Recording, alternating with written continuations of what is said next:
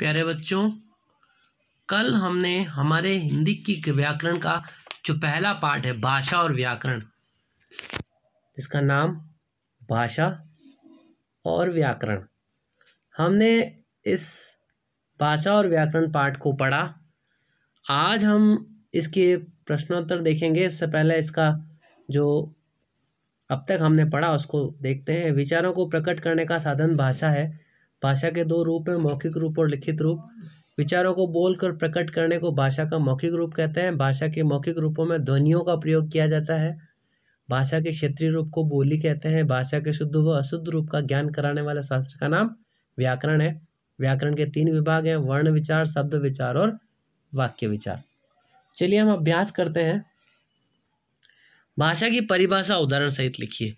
तो देखिए, भाषा की परिभाषा पहली ये होगी, विचारों को प्रकट करने का साधन भाषा है।